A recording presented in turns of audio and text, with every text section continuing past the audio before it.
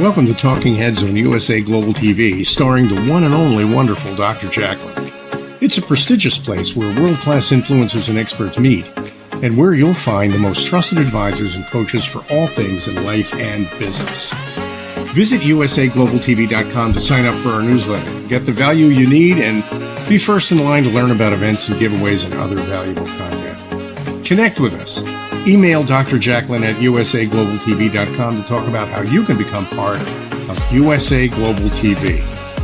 That's USA Global TV, where the doctor is always in. Hello, everyone, and welcome to USA Global TV. And hello to our friends listening on Business Talk Radio. We are so happy to have you here today. I'm Dr. JACALYN KERBECK, and we have a brand new show for you with a brand new co-host. Our show is What's Trending, and our co-host is CATHY Fulton. Now, when we think about trends, it could be anything from the latest in swimwear, the latest in kitchen, the latest in appliances. Today, we're talking about humanitarianism, which is so important, especially with what's going on in the world today. So before we welcome our guests, let's welcome our new co-host, CATHY Fulton. Welcome, CATHY. Hey, good morning. Thank you so much. I'm so excited to be here. It's so nice to have you. And for people who did not get an opportunity to see our interview that we did a couple of weeks ago, CATHY is an entrepreneur. She is the queen of interior design, and she is a coach. She actually teaches people how they can learn to do interior decorating design themselves. She is a TV show host, obviously, because here she is. And she's also one of our expert presenters on Talking Heads. What this all means is you want to get to know this woman because she's extremely accomplished, very talented, and she leads her life with her heart. Welcome, CATHY. Thank you. Thank you so much. You know, one of the things that intrigues me so much about you is I know that before you became as successful as you are, making 7 figures a year in your business that you've had for a couple of decades, I believe, that you had challenges yourself. And I know there was a pivotal moment where you were packing up things to leave your home. You had a U-Haul and somebody was standing there telling you you're never going to make it. And now look at you today. Yeah, that, that really was a pivotal moment. I really can't think of another way to describe it. And that was my ex-husband that was following me out to the U-Haul and reassuring me that I was never going to make it without him. And so that made me dig my heels in even more. And, so I just went out on my own, restarted my own business. And here I am today. Just by the grace of God. Well, you know what, Pete, there's so much that people can learn, especially women who want to go out on their own, entrepreneurs. And, we just have had the great resignation with people leaving their work. And one thing I just read today is that many people left their corporate careers, but they didn't actually have a plan. And so now they got out into the world and they're not really sure what to do with themselves. So one thing we want to encourage people to find and follow their passion and to make sure that they have a purpose in alignment with that passion. And our guests today are going to talk a little bit about that as well, because they both left their corporate careers for other reasons, something completely unimaginable, losing a child. I know I have very close friends, family members, really. We've known them for most of my life, and they lost their son tragically, and they've never been able to say that, hey, I'm over it. You're never over it, I would imagine. I don't have any children, but we're going to hear directly from our guests today. So before we bring them up, CATHY, I want to spotlight you. And I want you to be able to share with our audience, our show, what it's about, and who we'd like to join us as guests in the future. Well, again, the name of the show is What's Trending. And, once I accepted this position, I have been fast and furious.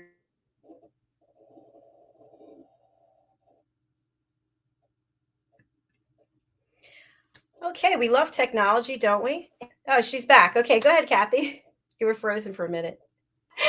But I've been talking to people from, all different walks of life, starting with Nancy and Randy. I hadn't connected with Randy in, I don't know, probably 20 or 30 years. And I just, from clicking through, I read his profile and I was like, God, this sounds awesome. People need to hear this story.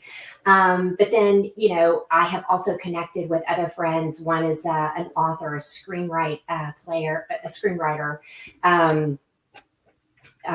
One of them that's going to be on the show is she has opened a store with all the vintage clothing that she has accumulated over the years. I can't wait to get in touch with her and talk about that more. But I mean, financial advisors, I've even spoken to people that administer Botox and, just everything dealing with skin, fashions, bikinis, everything that's coming up in spring, landscaping, how to design your own pool. I mean, you name it. It's just a wide variety. I didn't want this just to be the same old thing every week, and I really wanted to try to pique people's interest. Thank you, Kathy. You had me at vintage clothing and Botox. Let me tell you what, just full disclosure on me. I've been going to the same nurse for probably 20 years, and I am due for a massive, refresh. She is amazing. She's amazing. She's worth a flight to Virginia. But yeah, and the vintage clothing, I don't know how she does it, but she has like 2 stores in Colorado, and she's amazing, and she's a lot of fun to talk with. So, and that's the other thing I wanted it to be with the show to be is, just fun and informative. I want you to learn something. Well, thank you so much. And yes, I've been getting Botox for 29 years, I think, and I'm certainly due for a refresh as well. It's like my face is here, and it's going to be up here. I know. I'm watching my forehead going up and down, and I'm thinking it's not supposed to move. Oh my goodness. Well, welcome aboard. I'm so happy to have you here. And I also want our audience to know that they'll be able to start watching you as an expert presenter on Talking Heads the half hour before this show on Thursdays. So it's all about Kathy Fulton from 9:30 to 11 a.m. Eastern time on Thursdays. So thank you for being here. Can't wait. No, thank and you. I'm really excited for your first presentation. And now I want to welcome our guests. Our guests have an incredible story of loss, trauma, love, inspiration, and hope. We have with us today Nancy Key and Randy Wills, and they both have extensive experience in the corporate world. I'm not going to give all the information about their story because it's their story to share, but something happened that was really tragic. And as a result of that, Nancy's entire life changed. And taking that tragedy and that loss, she found Randy. And then together they have created something that is incredible that they're going to tell us all about. So let's welcome them to the show. Hi there. Welcome, Nancy and Randy. Hi, we're so happy to be here. And it's making me wish I had done a little Botox and even remembered my lips. Hey, I can hook you up. I got that. So I'll start and just kind of tell a little bit about my journey, because it starts for me in 1957 when I was born to immigrant parents. My dad came from Austria. My mother came from France. They both immigrated after World War II. So that means during World War II, they were living that nightmare in Europe. And my dad, being an Austrian boy at the age of 15, was recruited out into the Nazi Hitler camp. And that sounds like maybe Boy Scout camp, but it wasn't. It was preparing him to fight on the front lines at the age of 15. And then my mother, living in France, had 2 German soldiers that occupied her house from the time she was 10 years old until 15. So she was living during her formative years in that environment. Both of them have suffered unspeakable horrors. And when we were growing up, they immigrated to Canada and had 4 children. And when we were growing up, the war was not spoken about. We were not allowed to ask questions. We were not allowed to get information. It was only, interestingly enough, years later when my dad got Alzheimer's that he started blurting out stuff that we didn't know that we wish we would have known. It would have helped us a little bit with the background, because we grew up in a household that was beyond strict. And it was also something that when Kathy was saying that her ex-husband stood in the driveway and said, "You're never going to make it." Well, my dad said that to me when I decided I wanted to go to college with a child, and I decided I wanted to get a CPA license, my master's degree, my bachelor's degree. And his words to me were, "Oh my God, you're never going to finish," which I never understood why he said that, because as children growing up in that environment, we were not just high achievers, we became overachievers, and we became perfectionists. And all of that comes with a whole lot of glory because I then grew up and married the father of my children. I had 3 gorgeous children, Angela, Alex, and Abby. And when Abby was 15 years old, which was only 8 years ago, we let her go on a trip with some friends. It was a church trip. And these people had been making this trip for 15 years, never had a problem. But that year that I let her go, my husband and I let her go, it was only because she'd worked on us for a couple of weeks and convinced us that everything's going to be great. So we thought, yeah, why not? Gosh, this kid's perfect. She makes straight A's. She's, amazing in every way. We had spent the last year teaching her how to drive. And so we opted for the parent-taught driver's ed. That came with all kinds of challenges. But it was fun spending a year in the car with her, teaching her how to drive, because when she turned 15, she said, "When I reach my 16th birthday, I'm going to have a driver's license. I'm not going to be like Alex and wait around for any length of time. I'm going to get my license immediately." So I spent a year in the car teaching her how to drive, and that helped so many things. I learned more about her than I ever thought I would know, and I already had raised her, so she was kind of the light of my life. And then on June 21st, 2013, she left on this trip with friends, and there were 3 cars of people that were going, and she was in the 3rd car with her teenage friends, who were also, 2 of them were children of one of the other cars in the convoy.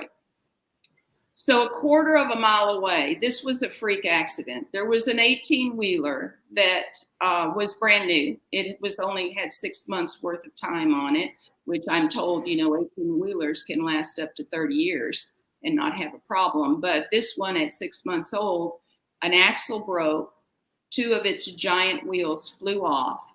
And I've been told from the children that survived in the car that one of those wheels spun out in the median, and the kids said, "Oh my God, look at that." And they all looked out the window, and what they didn't see was the second wheel that flew like a flying saucer over the car in front of them and came right through the windshield on the passenger side, and Abby was in the back seat. So 2 children died that day. The boy in the front seat was a good friend of Alex's, and he was on the football team together, and they knew each other for many years. But it was all about Abby. We lost Abby in a split second. And that day, that evening, when there were 2 police that walked in my living room, and they stood there and told me that my child was in a horrible accident and that she had not survived. I couldn't believe it. It was the moment in time that you cannot describe. And the only way I can describe it is that there was a flash that ripped through my soul. And in that moment, it just went into extreme pain and darkness. And I knew deep in my heart that the impermanence of life is real. because prior to that time, we were living life. My husband and I were climbing the corporate ladder. We both had big jobs. I worked for a big technology company for 20 years, and we were it. And our children were living in a land of fairy tales and rainbows where we wanted to provide them with everything. From the day they were born, we didn't spoil them rotten, but we spoiled them in a lot of ways to where they knew that they had a family that they could count on, parents that supported them and loved them and would do anything for them. Abby's nickname for me growing up was Mama Bear. And when she left that day, she went out the door and she hugged me and said goodbye. And she said, I said, Abby, what time are you going to be home on Sunday? This was Friday afternoon. And she said, don't worry, Mama Bear, I'll be back by noon on Sunday and you're going to take me to the parking lot at school and teach me how to parallel park. Because parallel parking was one thing that she had trouble doing. And Randy will probably tell you it's because I don't even know how to parallel park. But needless to say, she never made it home that evening. 2.5 hours later, we lived in Fort Worth, and that this trip was going just across the Oklahoma border. And my life changed forever, and my husband's life changed forever. And so the way we each dealt with it was very different. I said instantly, oh my gosh, I'm never going to be able to work again. My life was over as I knew it. So the way I refer to the two parts of my life is before Abby and after Abby. And so my husband just buried himself in his job and ended up moving to California. And he and I signed papers and got divorced. Alex went off to college 1 year later, and he moved to Austin where his older sister Angela was. And they became closer than you could ever imagine. Those two kids today are very, very close. So all that to say, from this pain, after a year, my husband left, and I was really getting sick of being sick of myself, if that makes any sense. And so what I decided when my husband and I split up, I moved close to where my sister lived, and she helped me a lot in trying to make me see that there's still a life ahead of me. But what I wanted was for somebody I didn't know anybody that had lost a child. And I wanted somebody to tell me how to navigate this new course, because this life after Abby was horrific. And I couldn't, most of that first year I spent in bed, and my doctor kept prescribing pills and helping me sleep it off, but it's not something you can sleep off. And so eventually I met some people that were people that had lost their children, and they helped me by giving me tips on what to do and how to deal with it. But it all came from deep in my heart. I had to figure out how to do it myself, and that's what I did. So then Randy has his own story of horrific loss, and I'll let him tell that next because it kind of makes sense at this point. Well, my dearest friend was tragically murdered. Excuse me. And I got to see what that did to parents. Everybody thinks they know. They'd give it, oh, I remember when my grandmother died or my dog died or those things. But if you've never lost a child, it's when you see it from the inside out, there's no way, even as close as I was, I couldn't understand. Now, her father was a colonel in the Air Force, and he died in his sleep 5 years later in grief, and his mother, Nancy, pursued on and persevered. I started a little thing where I started fundraising. That's kind of got us where we are today. I got some experience doing that, some other things I've done earlier. But I understood that it's a different beast when you lose a child, and you not only have to try to survive, you have to thrive. And the one thing I found, I used to go to Mexico way back in the 70s in college and give out Christmas gifts and fill up the Jeep. It was great. Everybody felt good. The kids had a toy. Moms had some baby powder and things. You go back the next year, it was the same thing. And I realized it wasn't changing the culture, so you really weren't doing anything. You're just kind of, like give a man a fish, he'll feed him for the day, teach him how to fish kind of thing. We weren't teaching him how to fish. So I got into corporate. I started adopting with my sales team, some local people that were really in need, and really opened their eyes to what was around them. And I think it propelled our success as well. And so when I met Nancy, and we, you know, I was actually, I wasn't looking for anybody. My family had come in to go to a football game, and they took my credit card and put me online in every dating site in the world. And I just got this one and was fascinated with it. We got to talking. I was looking for someone in Austin that was a small, short blonde blue-eyed blonde to go dancing. And she wanted someone tall and lives in Houston. Well, it's 4 hours away. I'm only tall if I wear boots or move to Mexico. So it didn't. And she was a tall beauty, but we had breakfast, fell in love. 8 months later, we were married and moved to Mexico. And I had just finished a contract with a trash company, and we were moving to this place that I've been coming to for 30 years. It used to be a trailer park, and now there's homes and things. It's a beautiful little inlet on the Riviera Maya, about an hour south of Cancun. But I just told her, well, tell your family you met a man online, and I don't work garbage guy, and you moved down to a trailer park in Mexico with a 100-pound dog. No worries. Yeah, what could go wrong with that? Right. But we started the Abby's Hope, and we tried to build a community around us, and we'll tell you more about that. Oh my goodness! So wow, locally we have a community. Yeah. Yeah, I just want to, just for a moment, just to take in everything that you shared, because while it's easy to just put it out there, the pain and the loss and the transformation and the growth and the everything that you've been through, it's hard for someone who hasn't been through it to understand it. So I want to pay honor to that and what you've been through, and look at what all of that collectively has meant to you and where it's taking you today. And I know you're going to talk about the foundation and how people can get involved as well. Kathy? Yeah, Yeah, I mean, you know, just in terms of, I know how I feel when I get bad news or, you know, something which I feel is tragic. You know, I've never had any tragedy like the pain that you've described happen in my life. You know, it puts it in perfect perspective. But, you know, I don't know how you continue to breathe, you know, I mean, just second to second. And so I'm just, I'm in complete admiration of the way that you have moved forward. And, you know, I clearly understand that it took you some time. I mean, Nancy, I think you said you were in bed for a year. I would probably still be in bed.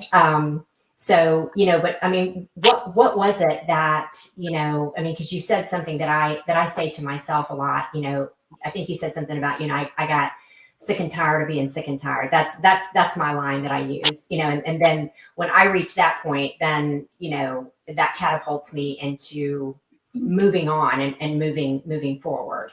So, you know, what was it when you said, you know, I'm sick of this? Or did you, I mean, I don't want to put words into your mouth, but I think you said something to that effect. Yeah, that is exactly what I said. And really what helped me a lot is not only these friends that I met that had lost children, and I realized, wow, you know, they're doing the same as I am. I kept hoping. I had a friend named Dana Gage whose son drowned 9 months before Abby. And I remember saying, oh my gosh, she lived in my neighborhood. Oh my gosh, I can't even imagine. And I even told my kids, oh gosh, if that happened to me, I would die. I couldn't live without you. But then you're faced with that. And I learned that sometimes, and there's certain things that people say to you when they're in your grief, and they have no clue what it does to you. And I had made those mistakes and said similar things. But one of the things is, oh, you're so strong, which is laughable because I'm not, but anybody is as strong as you have to be in the situation. Like sometimes that is your only option. And then when I met Wendy, and my sister was worried sick about me because she saw me deteriorating. And she said, Nancy, you've got to get out there. You got to meet somebody. You're going to sit here in the dark and die with your dog. And at the time, that sounded okay to me. but she put me on the same dating site that Randy was on. And I actually deleted the profile a couple of times, got to know the guy in customer service, because he said, Nancy, don't delete this again. just walk away from it if you think you don't want to do it. And so I didn't. I left it up, and I saw this little blue-eyed beauty, and he lived in Austin, which was where my children lived. And so when we met for that 3.5-hour breakfast, I noticed something during that 3.5 hours, and we're both the exact same age. We're 1 month apart, and I am proud to say that we will be 65 in April and May. Used to, I would never share my age because it was something I like to be young forever. Now I'm proud of the fact that I am 65 and thriving.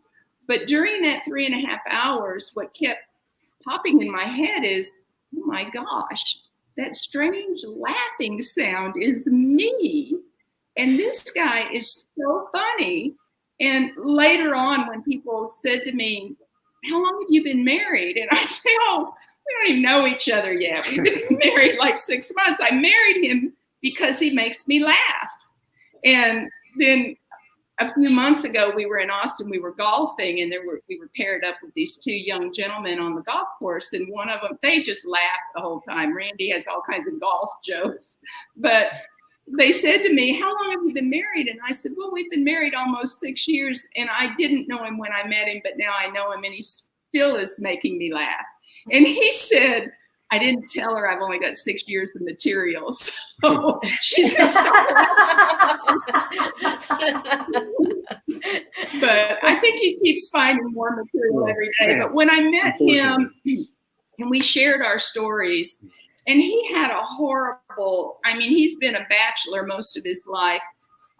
His best friend was actually his first wife.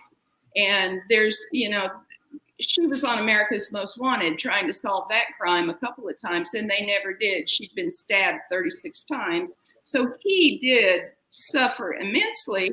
And I was watching him and thinking, this guy's doing pretty good. He's like a pillar of the community.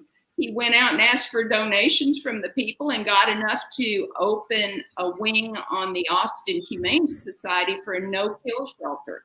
And I'll let you. Yeah, that kind of got fun, right? I got their parents involved in something. I felt when you do this, you really have to, put a new label on experience, because the label you put on experience becomes your experience. And so when you think back to a birthday or a Christmas or even a random Tuesday, it's hard when you lost somebody. I mean, even if you're close, even a sibling is not as much as a parent. It's a different thing. I see siblings act different than parents. It's just, and a mother even more. It just internalizes so much. So trying to put a positive spin on it. She loved animals, so we helped build a shelter there in the SPCA there in 183 in Austin. It was the first no-kill shelter. I'm proud to say we're all no-kill now in Austin. And it was something we had done and became a beast in itself. It grew a lot. I learned a lot about fundraising and what that meant. So it prepared us, I guess, for this life. You talk about faith. One of the things Nancy didn't mention about her dad is that when he was in the service and sent to the Russian front, after his cousin got his head blown off, he was captured by the Americans and then woke up in a Russian prison camp, spent 3 years there, and then escaped, traveled 1,000 miles back to Austria, where they gave these kids a test and then gave them a certificate or a degree. He went to Canada, became president of Baker Oil Tools. My dad's first job, he needed a job because he couldn't make it as a golf pro, and mom was pregnant. So his neighbor was the vice president of Baker Oil Tools, so he went to work for her dad. We were a month apart living in Houston, Texas. There's 15 people in the company. We had to be in a crib somewhere together. There's no doubt in it. So our destiny was set, I think, back in 1957. Yeah, and that's one of the things that I started watching for and noticing after Abby died. I realized, oh my gosh, things that happen are no coincidence. Yeah, I call them spiritual similarities. And I call them connecting the dots.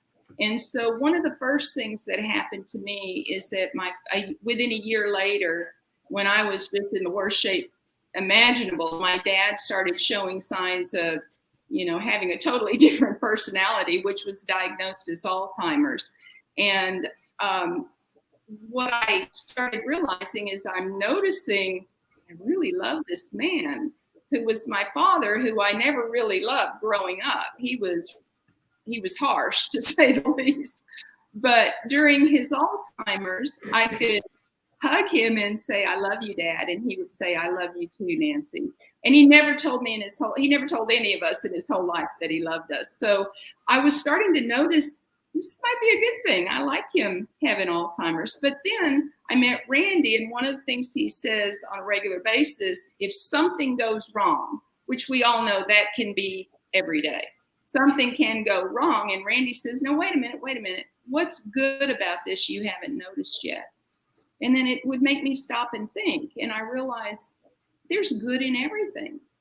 And so as an example, at the end of last year, I started realizing everyone is really in a bad way over COVID, and things are horrible. And as it was for us, I mean, if we wanted to dwell on all the awful things, we could find a lot to complain about. But what I did at the end of 2021, December 31st, and Randy was actually in the hospital having multiple surgeries. That was a whole other story. But I decided I am going to go through all my photos and look at what my life looked like over the last 2 years, last year. And I started going through, and I realized so Angela, my oldest daughter, had a baby about 2.5 months preterm, and his name is Arrow, and he is the arrow of our destiny. He was born and he weighed a little bit more than 1 pound. So he was in NICU for a while, but he was the miracle baby that breathed new life into my family, my kids and myself. And so there were pictures of Arrow that just make me smile. Pictures of Alex and his girlfriend, and they went off on this adventure to buy a house in Austin. And they ended up buying a broken down remodel type house. And Alex said, "I'm so happy to be fat cats in Austin now." And so, and he was just saying that as a joke. And then there's things about Randy and I that we had progressed our foundation to the point where now we can proudly say we have hundreds of children that depend on us to come through and pay for their uniforms and books and supplies and tuition and things that in our world cost thousands of dollars, but here in Mexico it costs $25 for a uniform, and that could prevent a child from going to school. One of the things you said earlier was about, in your opening, about the challenge of retiring. When we came down here, I retired first, and Nancy worked for a couple of years. And you can't turn the corporate conditioning off. You're driven at such a level. There's no way. You have to displace it into something else that is positive, or we're just A-type personalities. We're never going to just be calm and go play golf and be happy with that. So, we wanted to change our community from the inside out and through education. And so it's really done an amazing thing. The first year we got grades and we gave bicycles and things out. It really wasn't on anything but just showing up and being a worker of our community. And then we put a label on it that next year grades are going to mean something. So I think we had 20 or 30% A's, and the rest were kind of in the middle. And the kids would quit school at 13 or something if they had to buy a uniform for their other brothers. So there were a lot of challenges to stay in school. But when we added, they get the bicycles, they get this, they get recognized, they get an A scholarship. Last year, I'll be happy to say we had 92% of our kids have A's. 3 had perfect grades. We sent one kid to seminar. We have graduated one as a psychologist. We want to bring doctors and lawyers back to this community through our process, and let them understand if they come work here, their kids have a chance for education or propel their talents. And it's now spreading. It's great. And we're getting a lot of great feedback. It's blessed us to be on board. Yes. And one of the things in Mexico, and the reason we still get scholarships in the U.S., but realizing a $2,000 scholarship in the U.S. just helps a young student in one semester. It doesn't, here $2,000 would cover a college student's entire 4 years. And so the dollar goes a lot further. And all of our donors are our friends and family that have been helping support us over the years. And they're the ones that are always there for us when we do our annual event or our biannual event. So this year, the challenges of the last couple of years of COVID now is that they have to do a lot more remote. And in Mexico, that's difficult because the technology one is challenged. And two, they just don't have the money to have those things. So they all have phones now, and they can get on public TV. But what we're trying to do is focus on this year. Any kind of fundraising would be to get some money to buy minute cards so they can get online when they have to propel, help their education continue, so they don't have to quit school. Yes. So Randy and Nancy, sorry to interrupt you. I know we have a bunch of pictures that we haven't gotten to, and our show ends in just over 3 minutes. So do you want us to show the pictures today, or do you want to come back and show them another time? It's fine. You can show those. We appreciate you, one, for letting us to expose Abby's hope in what we're doing down here in Mexico and across some parts of Texas.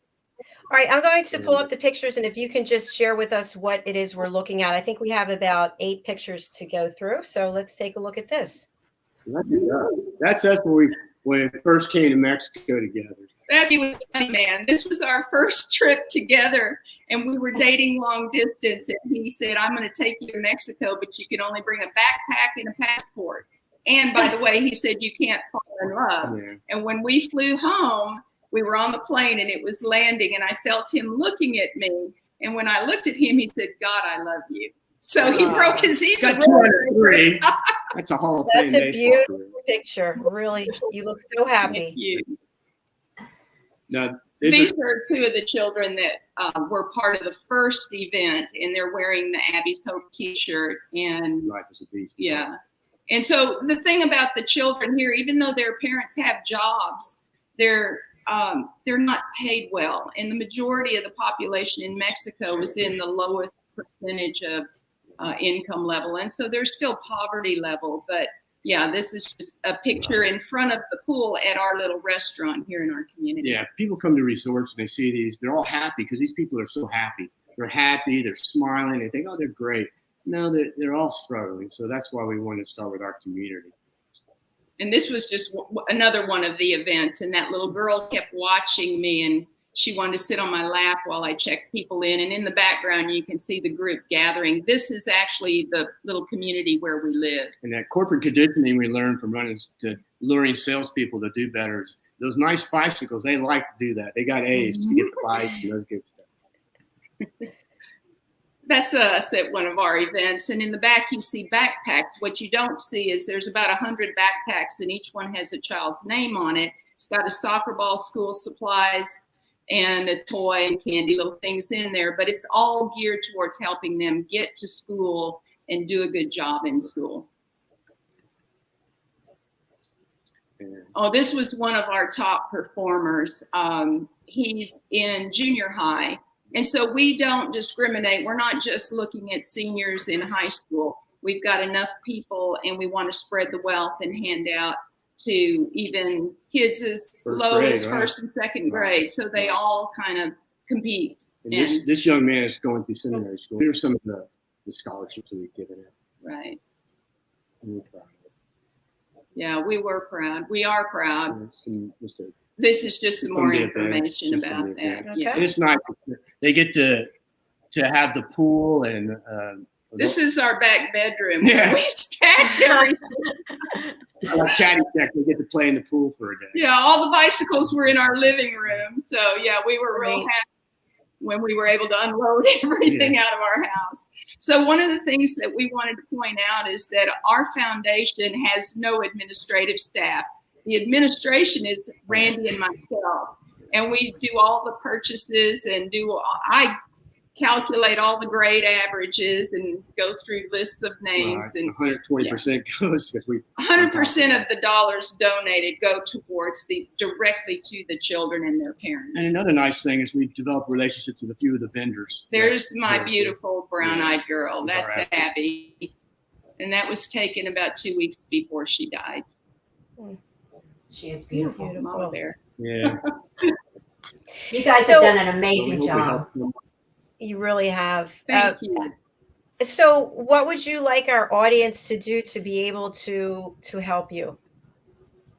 Well, if they could go on our website, www.abbieshope.com, and if they feel like they want to donate, it's great. It's tax deductible there in the U.S.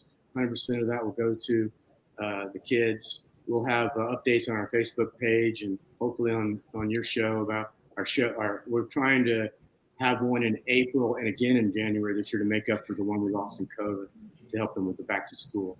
And just to point out, just to clarify, Abby's Hope is ABBYS Hope. There's people spell Abby different ways, but that's the way we spelled it. AbbysHope.com. You can go on the Facebook, on the website, and click the donate button. Or just a prayer. We'll take prayers would be awesome too. We'll take prayers. They work, so we'll let you do those as well. Yeah. Well, we have to commend you for what you're doing. It's I mean, and I know that this is going to. God put us in touch with both of you, and we just really appreciate that. See, all those years I of do living in the believe neighborhood for happy parents all paid off. See. Hey, I'm telling you what. Yeah, but I can tell that, I mean, your foundation is just going to continue to grow exponentially. You know, I mean, you can't do something this good and work this hard at it and not have it just, you know, grow leaps and bounds. So, you know, I'm so thrilled that, you know, you guys could come on and we could have this conversation. And it's just so great to connect with, you know, with you guys after all these years. And Nancy, you know, to meet you, that has been a real blessing. You are, you know, you're just delightful. This I love is the our idea of passion. second chance at love. I'm sorry, I talked over you. Go ahead. I just love the fact that you're an example of a second chance at love. And, you know, you look so happy in the pictures and you look so happy here. That's truly a blessing. Thank Right. you. We've known for us. Yes, we are. It's a second chance at life. Yeah. And Pack your cutest bikini and all your potential and move to Mexico with men who agree. it's 2 months in Mexico. I mean, the over and under, I think, was 2 months on that. So going on 6 years and they're eating dirt now. So we're living life. You better get some new material, Randy. You know. Oh, I know. I had all those operations this year. I need some new shtick. Trust me. Well, it's been an honor to have you here. And as I mentioned backstage, I hope you'll come back, because I know we could really dig into many areas of your story. But come back and see us on this show or any of our other shows. We appreciate you. God bless you both. God bless you too. Yes, I'll definitely be in contact with you guys. Thanks you. again for being here. You know, Wow. Kathy, it's stories like this that just fill my heart with joy. Me too. I mean, it's just like I said, what amazing work that they've done. And, you know, I mean, and two, we've all received bad news, but nothing like this. You know, to me, when I heard their story, I just thought, you know, this is the kind of story that you read about. It doesn't happen to you, you know, until it happens to you. And, you know, I mean, it's compelling, but, you know, just the fact that they have been able to press forward and push through their pain to try to make a difference in so many children's lives. I just find it amazing. And, you know, I know that once people hear this story and take a look at the amazing work that they've done on their website and learn about their foundation, I know that they're going to want to get involved. Who wouldn't? Especially when it comes to children. Children have been so impacted by the pandemic. And we've had several shows this week where people were talking about that children at very young ages understand what the word stress means. And imagine when, you know, we were growing up and you were all just outside playing in the dirt and now children have had to deal with so many things that are just, it just makes me shudder that they have to grow up so quickly. Yeah, I know. And, you know, I mean, I, like you, I never had children. So, you know, it's these stories are, you know, just very refreshing to realize, you know, what kids go through, you know, and I mean, in Mexico, you know, what they don't have, you know, because I grew up with yeah, I never wanted for anything, you know. I mean, we weren't like off the charts rich, but I mean, my parents did a fantastic job raising us and you know, providing for us. And so when I hear stories like this, I mean, it just makes my heart break, you know, because it's just like, you know, if we just give them a chance, no telling what their lives would be, and no telling what an impact they could make in their own community. So, you know, Exactly. everybody And deserves a chance.